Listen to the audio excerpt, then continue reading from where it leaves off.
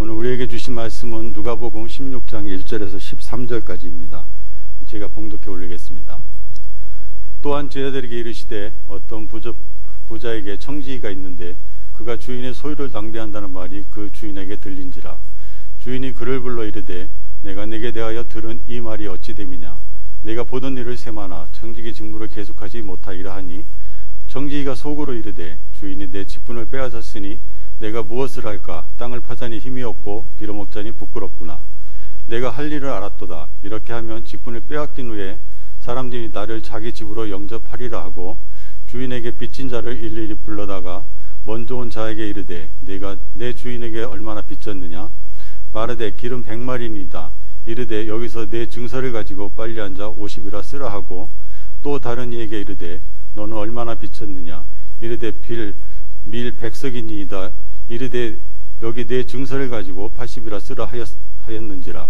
주인이 이 옳지 않은 청지기가 이를 지혜 있게 하였으므로 칭찬하였으니 이 세대의 아들들이 자기 시대에 있어서는 빛의 아들들보다 더 지혜로움이니라. 내가 너희에게 말하노니 불의의 재물로 친구를 사귀라. 그리하면 그 재물이 없어질 때에 그들이 너희를 영주할 처소로 영접하리라. 지극히 작은 것에 충성된 자는 큰 것에도 충성되고 지극히 작은 것에 불의한 자는 큰 것에도 불의하니라. 너희가 만일 불의한 재물에도 충성하지 아니하면 누가 참된 것으로 너희에게 맡기겠느냐. 너희가 만일 남의 것에 충성하지 아니하면 누가 너희 것을 너희에게 주겠느냐.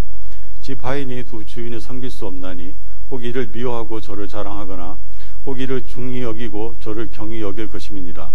너희는 하나님과 재물을 겸하여 섬길 수 없느니라. 양민선 목사님께서 불의한 청지기의 지혜라는 말씀으로 주시겠습니다. 우리 옆에 사람과 인사 나누도록 하겠습니다. 온유한 자의 축복을 받읍시다. 저희가 함께 나눌 3부 말씀은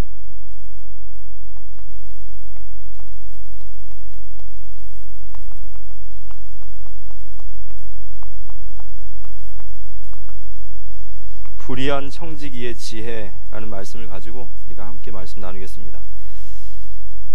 마태복음 5장 5절에 보면 온유한 자는 복이 있나니 그가 땅을 기업으로 얻을 것이다 이런 말씀 주셨거든요. 이 온유라는 말, 오늘 목사님 말씀하셨듯이 온유라는 말은 헬라어로 프라우스라고 그래요. 이 프라우스라는 말은 온유라는 말을 가지고 있으면서 또 이것의 또 다른 뜻은 어떤 뜻이냐면 길들여진 자 뭐 이런 뜻이 있어요. 그러니까 원래는 이렇게 아주 야생마와 같은 그런 말이 있는데 이 말이 어떤 명조련사의 손에 딱 붙잡혀서 잘 길들여진 명마가 된 그 상태를 온유하다 그럽니다. 그럼 우리가 하나님의 손에 붙들려지면 우리가 잘 길들여지면 어떤 명마가 돼야 되냐면 하나님의 말씀에 순종하는 자가 될 줄 믿으시기 바랍니다. 예수님은 온유한 자셨어요. 예수님의 십자가는 하나님의 말씀에 대한 순종이셨습니다. 근데 그 십자가는 모든 인류를 살리시는 하나님의 땅을 차지하게 되셨어요. 우리도 마찬가지입니다. 우리가 하나님의 말씀에 순종하고 가면 이게 손해될 것 같고 이게 안 될 것 같지만 하나님은 땅을 차지하게 하실 줄 믿으시기 바랍니다. 그래서 이번 한 주간 저희들이 온유한 자, 우리가 이번 주간에 목사님께 온유와 이 겸손에 대한 이야기를 하시면서 계속 이 말씀이 좀 들려졌어요. 예수님에 대하여 배우고 그분을 닮아가라. 그래서 예수님의 온유를 배워라. 거칠고 폭력적이고 그리고 사납고 이제 그런 인생에서 정말 주님의 사랑으로 주님이 그 간음받은 여인도 용서했던 그 마음으로 그 말씀에 순종하고 나아가는 우리 되기를 기도합니다. 그리고 겸손하라 그러셨죠? 겸손하라. 우리가 하나님 앞에도 겸손하고 또 우리 형제들, 우리 자매들 앞에서도 겸손하고 그러면서 맡기는 자가 되라 그랬어요. 모든 것을 주님께 맡기라. 그러면 어린아이와 같이 순수하게 이 말씀을 따라가시는 거예요. 아, 내가 정말 온유한 자로 바뀌기 원하시고 내가 겸손해지기 원하시고 또 내가 주님의 말씀을 맡기기 원하시는구나. 그런 어린아이 같은 순수한 마음으로 말씀을 붙잡으시기 바랍니다. 그게 이제 잘 훈련된 사람들인 거예요.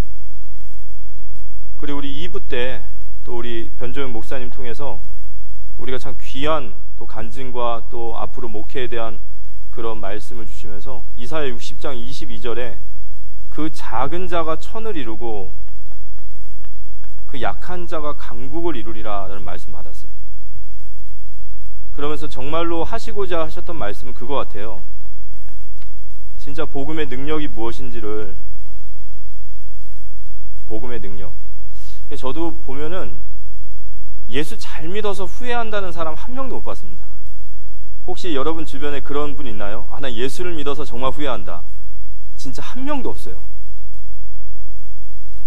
복음의 능력을 붙잡으시고 정말 예수님을 바라보시는 우리 모두 되어지기를 기도합니다. 올바른 교회는, 성경에서 말하는 올바른 교회는 예수 그리스도가 이 중심이 되어지는 교회여야 돼요. 에베소서 1장 22절과 23절에 보면 교회의 머리는 예수 그리스도시다. 그래서 이 교회의 주인은 예수님이시고 머리와 몸은 붙어 있어야 되고 머리를 따라 몸은 움직여야겠죠. 교회의 원네스는 우리가 서로의 어떤 조건을 맞추는 게 아니라 여기에서 원네스 되어지는 거예요. 예수 그리스도의 뜻을 향해, 정말 주님의 영광을 향해 나아갈 때 교회가 하나 되어질 줄 믿으시기 바랍니다. 그래서 교회는 예수 그리스도 중심으로 가는 것이 가장 성경적이고 건강한 교회예요. 그럼 예수 그리스도의 중심으로 가면 교회는 반드시 두 가지 특징이 나타납니다. 첫 번째는 선교적 교회가 돼요. 선교적 교회라는 것은 선교하는 교회가 아닙니다. 선교적 교회와 선교하는 교회의 차이는, 선교하는 교회는 교회의 많은 프로그램 중에 선교라는, 복음 전파라는, 전도와 선교라는 어떤 프로그램이 있는 거고, 선교적 교회는 교회의 모든 시스템이 선교를 향해 나가는 거예요. 우리가 무엇을 하든지 간에 여기에 목적을 두셔야 됩니다. 무엇을 하든 간에, 어떤 사역을 하고 어떤 헌신을 하고 어떤 프로그램을 해도 그 자체의 목적이 있는 것이 아니라 결국 하나님께서 기뻐하시는 교회는 선교적 교회입니다. 우리 교회는 이미 그 길을 가고 있는 줄 믿습니다. 그리고 저희들의 직분들, 저희들이 주신 직분과 사명에서 항상 저희는 선교적 교회를 꿈꿔야 돼요. 무엇을 하든지 결국엔 그 귀결은, 목적은 생명운동과 제자예요. 이거 놓치면 교회는 방황하는 겁니다. 그리고 또 하나의 특징은 교회는 종말론적인 교회가 돼야 돼요. 그 말은 세대주의적인 종말론, 그걸 얘기하는 게 아닙니다. 교회가 가지고 있어야 될 중요한 인식 하나는 반드시 이 땅에는 종말이 와요. 저희 인생도 어느 날 종말이 올 것이고 또 이 세상도 종말이 올 겁니다. 반드시 그 끝이 있어요. 근데 그 끝에는 우리가 바로 우리의 인생을 계산해야 될 심판주 앞에 서심을 믿으시기 바랍니다. 우린 반드시 주님 앞에 서게 돼 있어요. 교회가 이 땅에서 천년 만년 살 것처럼 생각을 하면 교회는 세상에 타락을 합니다.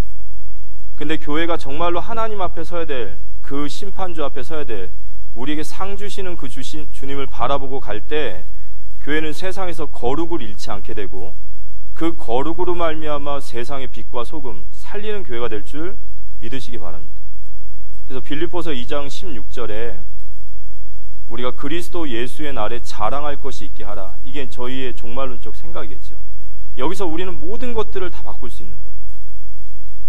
그래서 오늘 불의한 청지기의 지혜, 우리가 이 구절은 아마 많이 또 읽어보시고 또 설교도 많이 들어보셨겠지만 다시 한번 좀 본다면 이 말씀의 구조를 먼저 보면 불의한 청지기가 나와요. 불의한 청지기. 누가복음 16장 1절에 보면 또한 제자들에게 이르시되 어떤 부자에게 청지기가 있는데, 이제 청지기는 주인의 것을 뭐 맡은 자를 얘기하죠. 어떤 부자에게 청지기가 있는데 그가 주인의 소유를 낭비한다라는 말이 그 주인에게 들린지라. 한 청지기가 있었어요. 근데 그 청지가 불의한 청지기, 주인의 것을 낭비하는 거예요. 주인의 소유를 맡겼더니 자꾸 낭비하는 겁니다. 근데 이 소리가 이제 주인의 귀에 들어갔어요. 그럼 이제 주인이 따져보니까 맞단 말이에요. 그래서 이제 불렀습니다. 내가 이러이러한 소리를 들었는데 이거 어떻게 된 거냐. 근데 청지기 앞에 너무 확실한 증거를 딱 주인이 대니까 이 청지기가 할 말이 없는 거예요. 그럼 이제 보통 주인 같으면 그냥 당장 잘라버릴 텐데 이 주인이 그래도 현명해요. 왜 현명하냐? 이 청지기에게 여유를, 말미를 주는 거예요. 그래서 오늘 보니까 이렇게 얘기하죠. 그 주인에게 말합니다. 정리할 수 있는 기간을 준 거예요. 16장 2절에 보니까 주인이 그를 불러 이르되 내가 내게 대하여 들은 이 말이 어찌 됨이냐? 내가 보던 일을 세마라. 청지기의 직무를 계속하지 못하리라 하니. 그러니까 주인이 청지기에게 말미를 주는 거예요. 네가 저질러 놓은 거 이제 정리해라.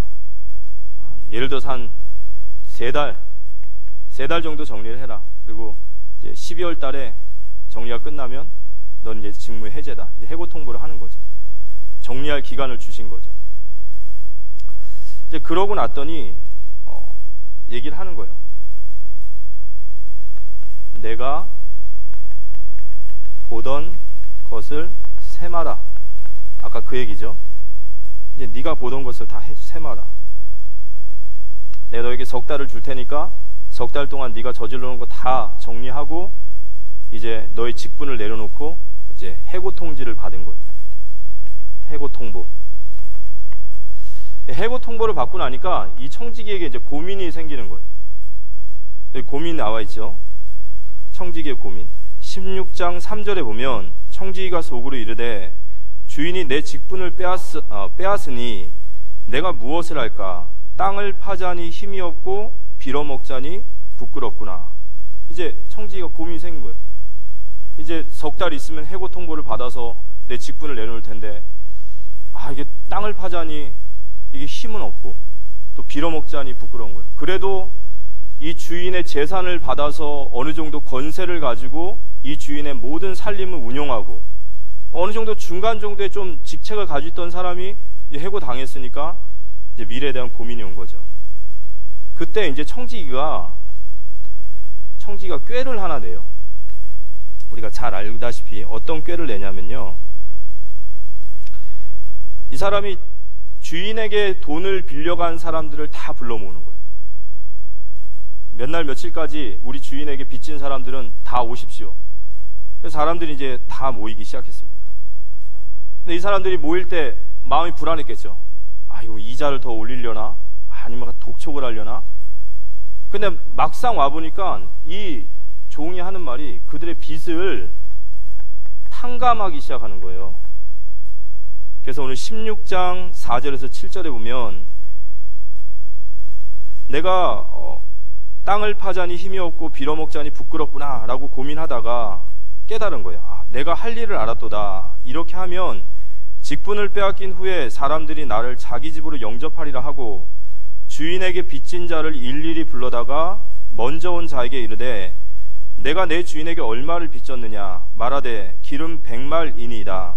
이르되 여기 내 증서를 가지고 빨리 앉아 50이라 쓰라 하고 또 다른 이에게 이르되 너는 얼마나 빚졌느냐 이르되 밀 100석이니이다. 이르되 여기 내 증서를 가지고 80이라 쓰라 하라.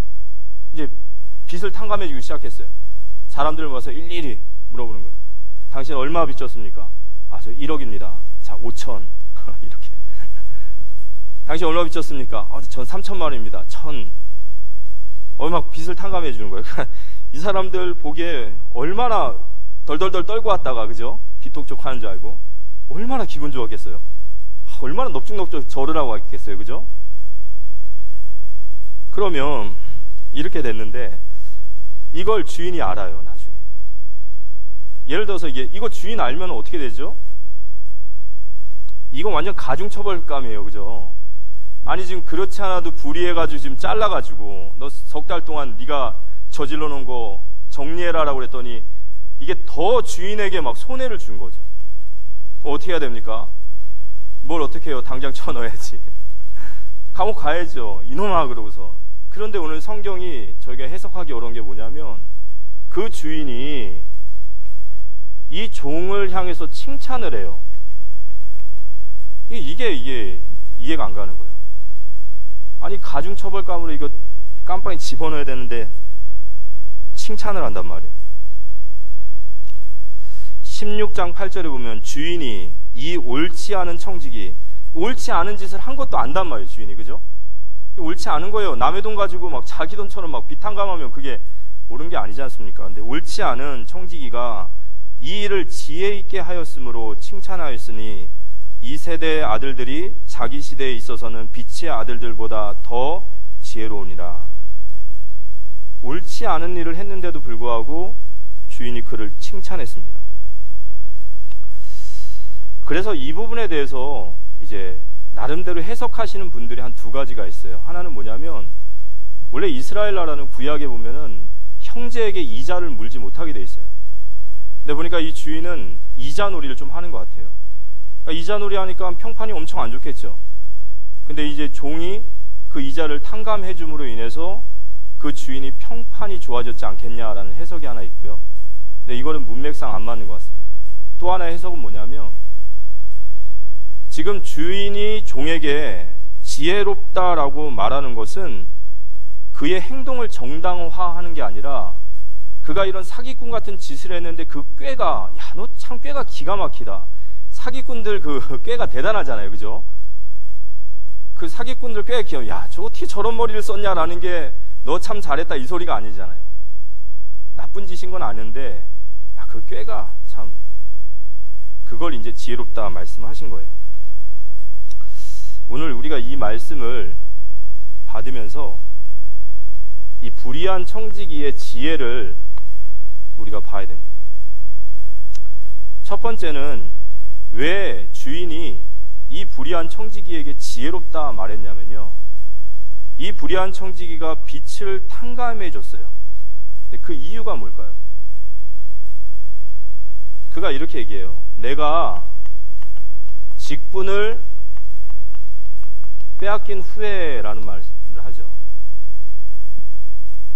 16장 3절 4절 청지기가 속으로 이르되 주인이 내 직분을 빼앗았으니 내가 무엇을 할까? 땅을 파자니 힘이 없고 빌어먹자니 부끄럽구나. 내가 할 일을 알았도다. 이렇게 하면 직분을 빼앗긴 후에 사람들이 나를 자기 집으로 영접하리라. 그러니까 이 사람의 의도가 뭐냐? 왜 이들의 빚을 탕감해 줬냐? 내가 지금 힘이 있을 때, 나에게 지금 이런 어떤 권세가 있을 때 내가 이들에게 이런 선처를 베풀면, 내가 1억 받을 거 5천으로 깎아주고 3천 받을 거 1,000만 원 깎아주면 내가 직분을 빼앗기고 해고당한 후에 그들이 나를 생각하면서 영접해주지 않겠냐.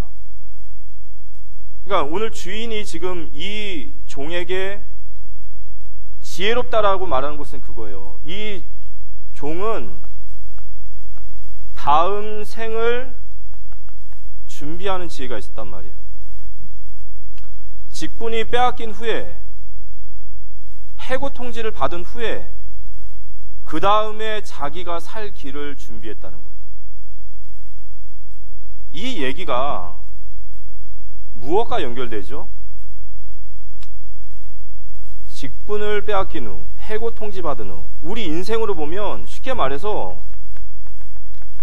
이 사망 선고 받은 후에요. 다음 생을 준비했단 말이에요. 다음 생을.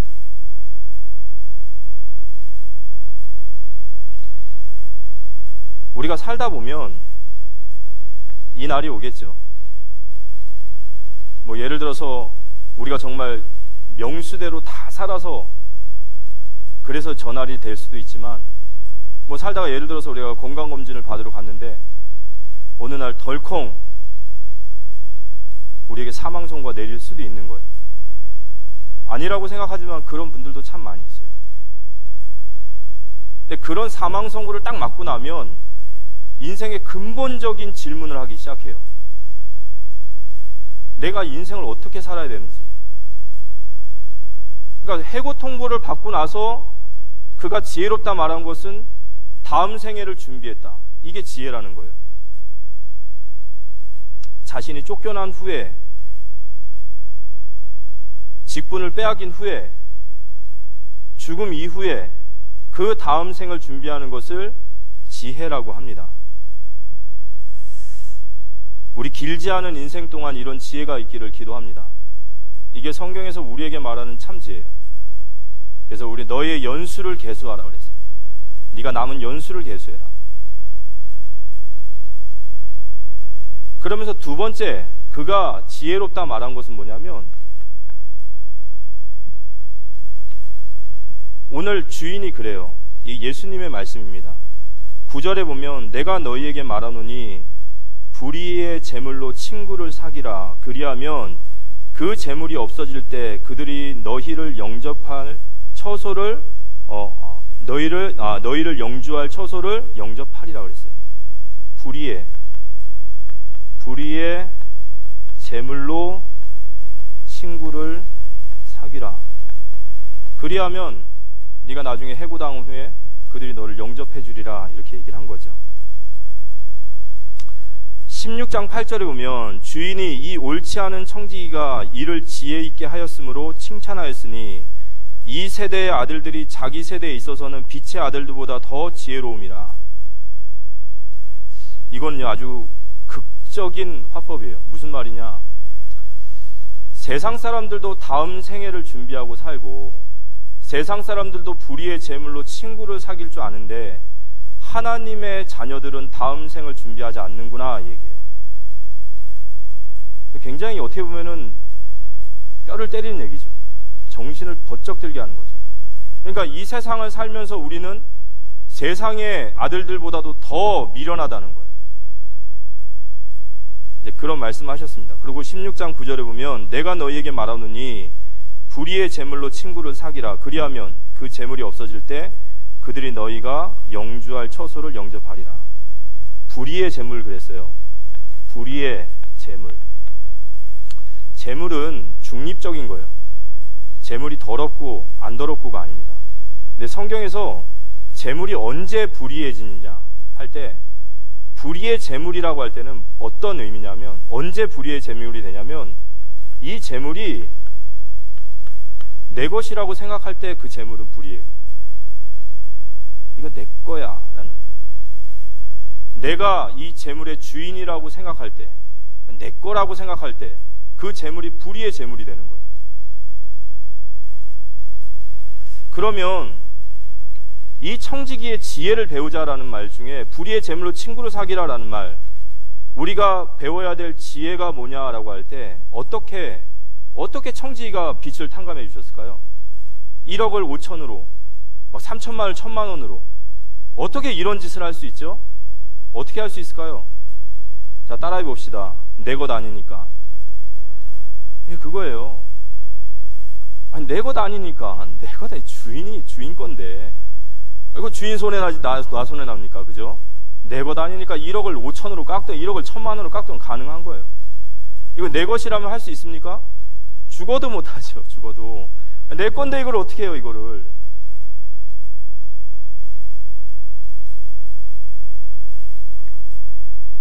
고린도전서 4장 7절에 누가 너를 남달리 구별하였느냐? 내게 있는 것 중에 받지 아니한 것이 무엇이냐? 내가 받았은즉 어찌하여 받지 아니한 것 같이 자랑하느냐? 우리에게 주신 모든 것이 하나님이 우리에게 맡기신 줄 믿으시기 바랍니다. 이 예수님을 우리의 주인으로 삼는다라는 것은요, 소유권이 이전이 돼야 돼요.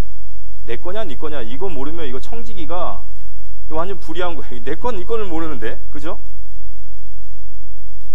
지혜 있는 거예요. 탕감해 주는 거예요. 불의의 재물로 친구를 사귀는 거예요.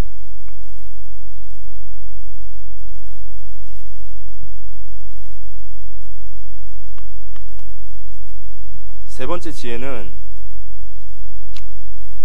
근데 이런 인식이, 이거 내 거 아니구나.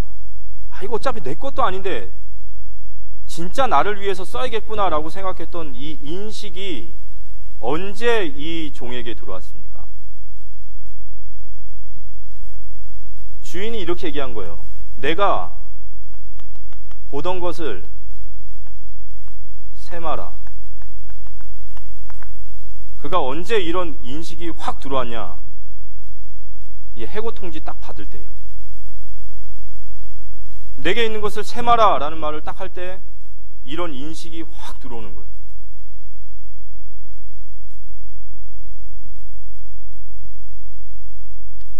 내 것이라 생각하고 내가 주인이라 생각해서 낭비하고 방탕하고 주인의 소유를 낭비하던 자가 해고 통지를 딱 받고 나서 이제 그때부터 인식이 들어온 겁니다. 우리에게도 항상 이 인식이 우리에게 있기를 기도합니다. 늘 이걸 인식하고 살아야 돼요. 그걸 보고 종말론적인 인생이라는 거예요. 그걸 늘 생각하고 산다면 우리는 이런 불의한 청지기와 같은 삶을 살지 않겠죠. 마지막으로 세 번째, 주인의 소유를 낭비한 종이에요. 그런데 오늘 이 말씀을 누구에게 하시냐면 누가복음 16장 1절에 보면 또한 제자들에게 이르시되 이렇게 얘기해요.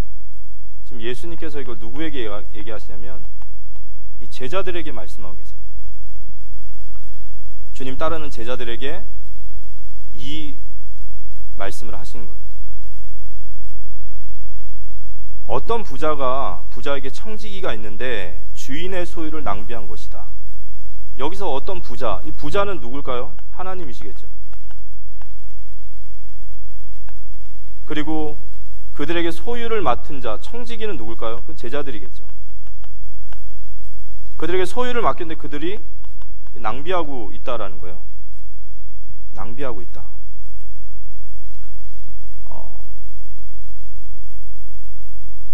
이 낭비라는 헬라어 단어가 디아스코르파조 이렇게.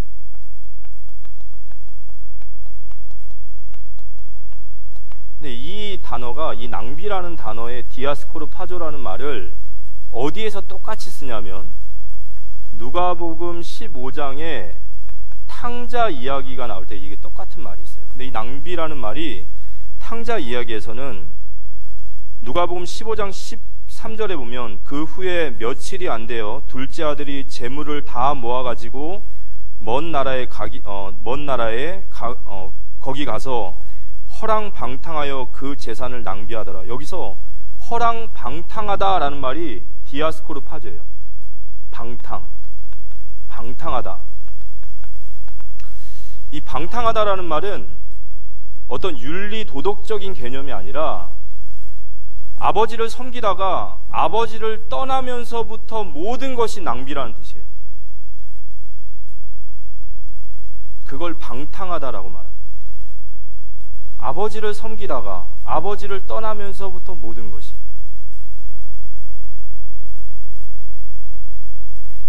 그래서 이 낭비의 가장 원리는 뭐냐? 정말 누구를 주인으로 삼고 사느냐라는 거예요. 우리의 인생, 우리의 모든 것. 그러니까 아버지를 떠나서 살아가는 모든 것이 다 낭비고 방탕인 거예요. 그럼 그가 왜 낭비의 이유가 뭘까요? 성경에서 아버지를 떠나서 방탕하는 인생의 특징은 뭐냐면요, 그 하나님 아버지에 대한 불신앙과 불순종이에요. 이 낭비라는 단어가 또 나오는 게 신명기서 1장 2절과 3절에 보면, 제가 한번 읽어드리겠습니다. 호렙산에서 세일산을 지나 가데스 바니아까지 10하루길이었더라. 40째 해 40째 달 그 달 첫째 날에 모세가 이스라엘 자손에게 여호와께서 그들을 위하여 자기에게 주신 명령을 다 일렀으라. 무슨 얘기냐면 호렙산에서 세일산의 가데스 바니아까지는 정확히 홍해를 건넌 백성들이 가나안 땅까지 가는 길이에요.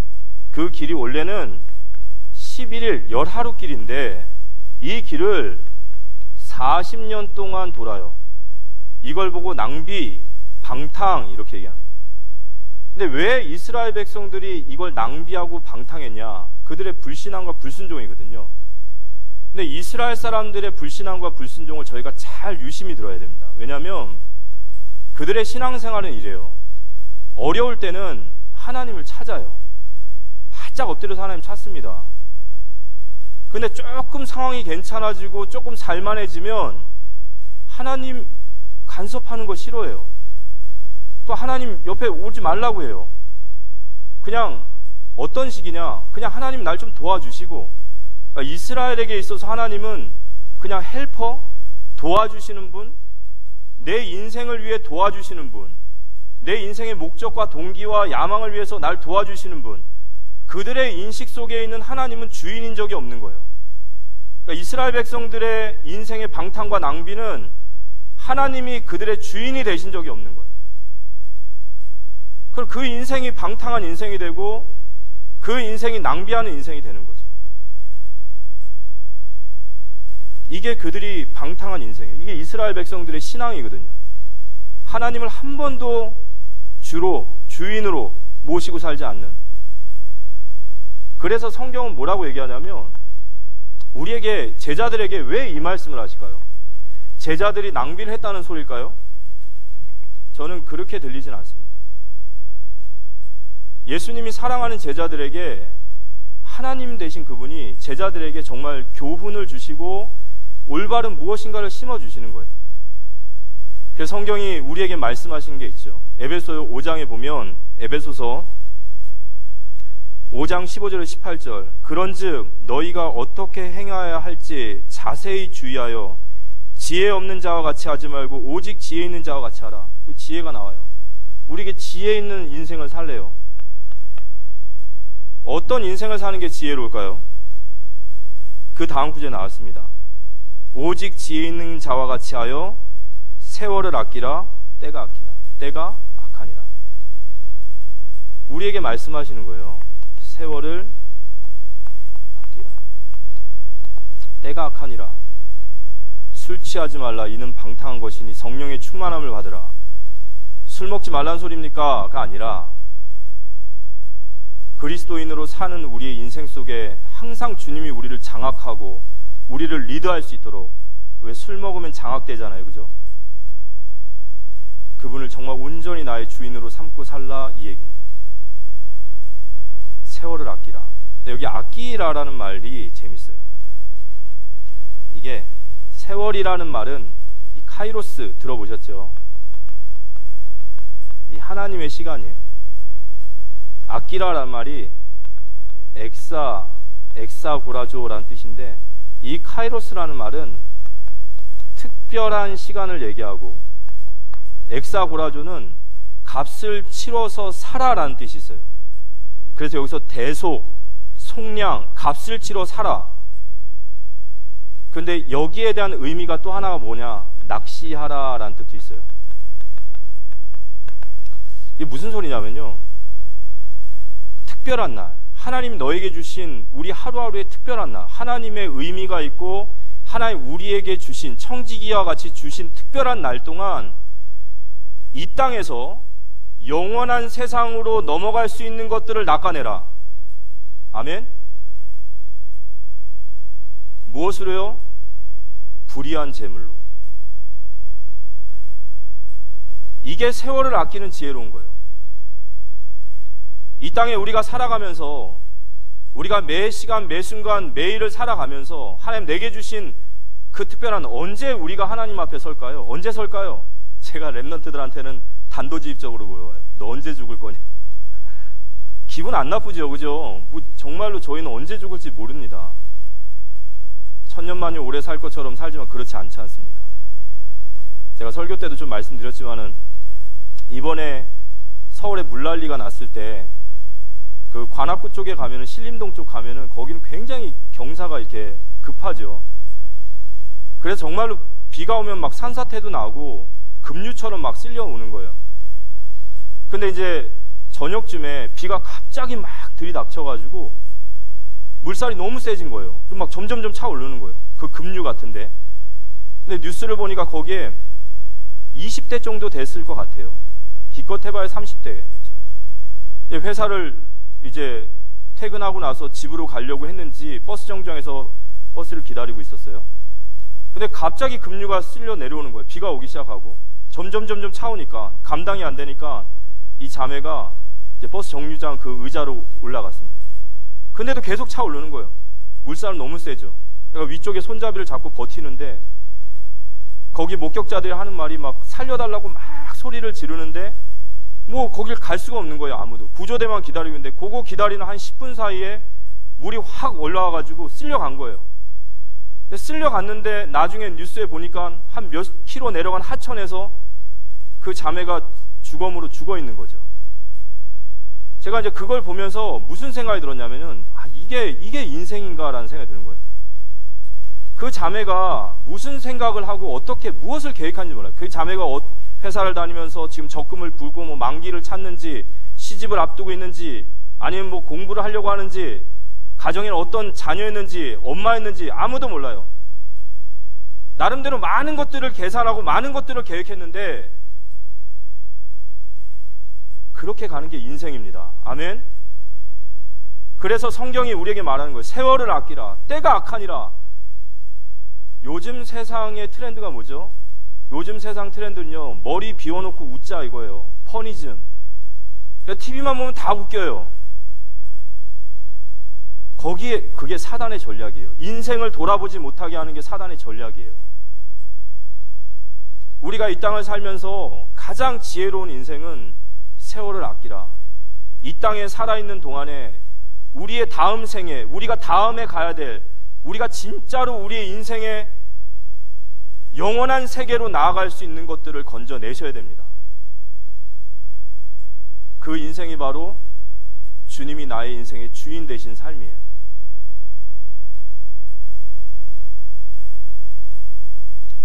낚시 잘 하시기 바랍니다. 나중에 올라가가지고 대어를 낚아놓으시고 너무너무 많이 낚아놔서 넌 도대체 세상에서 뭘 먹고 살았냐? 넌 도대체 뭐라고 살았냐? 라는 말 들을 만큼 야, 넌 진짜로 영혼을 위해서 엄청 지혜로운 인생 살았구나. 올라갔는데 아무것도 없으면 곤란하겠죠. 그래서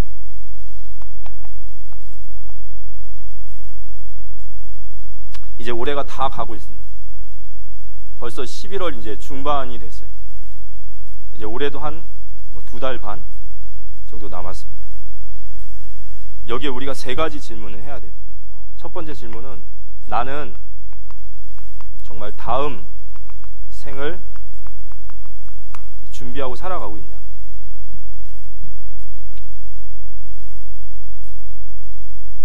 이 말은 네 가진 재산 다 교회 갖다 바쳐라 이 얘기가 아니에요. 근데 마땅히 바쳐야 될 줄 믿으시기 바랍니다. 아멘. 진짜 우리가 복음을 위해 살아간다는 게 뭘까요? 우리가 다음 생을 준비하고 있는 이걸 우리는 고민해야 돼요. 내 인생을 두고 고민해야 되고 내 직분을 두고 고민해야 돼요. 그리고 하나님 나에게 주신 달란트와 많은 것도 있지만 나의 사명을 두고 고민해야 됩니다. 두 번째는 불의한 청지기가 언제 이 인식이 들어왔냐라고 할 때 해고 통보 받았을 때요. 그러니까 우리가 말씀을 통해서 해고 통보를 받으셔야 돼요. 성경은 계속 우리에게 그 얘기를 하시는 거예요. 에녹이 365년을 살아요. 근데 에녹이 65세까지는 허랑방탕한 인생을 삽니다. 그 시대에 홍수 직전의 세상은, 바벨탑 직전의 세상은 완전히 죄악 덩어리였거든요. 근데 에녹이 65세 때에 아이를 낳는데 그 아이 이름이 무드셀라. 하나님이 그 아이 이름 무드셀라 지어라. 무드셀라라는 뜻이 죽음이 온다라는 뜻이 있어요. 그러니까 하나님이 에녹에 계시를 주신 거예요. 이 아이가 죽는 날에 죽음이 올 것이다. 인생의 해고 통보를 딱 만나고 나서 에녹은 300년 동안 하나님과 동행하기 시작했어요.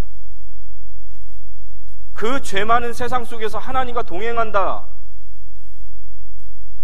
하나님 앞에 살아가기 시작한 겁니다.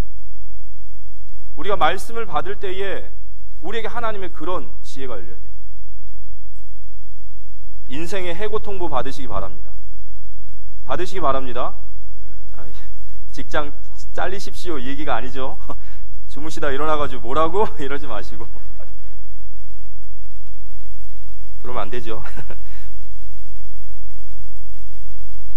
그래서 진짜 내 인생을 보세요.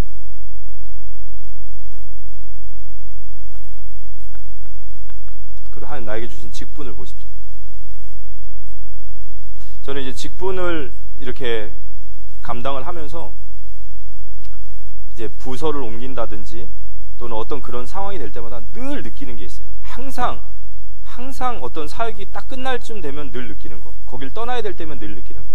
한 번도 흡족해 본 적은 없어요.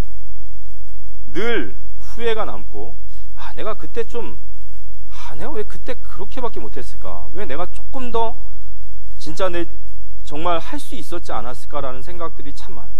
근데 그런 생각들을 할 때마다 제 직분에 대해서 다시 한번 마음을 다짐하게 돼요.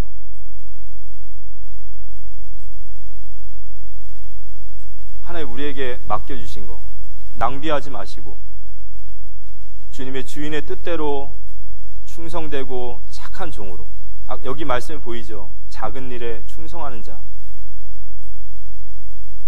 우리 이런 중요한 응답을 받는 시간 됐으면 좋겠습니다. 마지막으로 세 번째는 우리가 어떻게 우리 인생의 불의한 청지기가 아닌 정말 하나님이 기뻐하시는 지혜로운 자가 될 수 있냐? 불의의 재물로 친구를 사귀라 그랬어요. 하나님 우리에게 맡겨주신 이 땅의 것들, 그걸 정말 하나님의 것으로 알고 그걸 가지고 이 땅에 하루살이처럼 땅바닥 보고 사는 땅강아지처럼 그렇게 세상에 다 없어질 곳에 거기에 인생을 낭비하지 마시고 내게 주신 그 불의한 재물로 다음 생을 준비하고 하나님의 칭찬과 상급을 준비하는 우리 모든 사랑의 교회 성도님들 되기를 기도합니다. 그래서 아직 우리는 살아 있습니다. 무슨 뜻이죠? 우리에게 아직 기회가 있다는 거예요. 아직 우리에게는 기회가 있습니다. 그리고 아직 2달이 남았습니다. 우리 모든 직분자분들이 이제 다 끝났구나가 아니라 이 2달 진짜로 하나님 앞에서 모든 열정과 정말 모든 중심과 내게 주신 모든 불의한 재물을 가지고 우리에게 주신 직분 앞에 최선을 다해서 하나님 앞에 쏟아드리고 하루하루를 그렇게 주님 바라보며 살아가는 우리 귀한 모든 성도님들 되시기를 살아계신 예수님의 이름으로 기도합니다.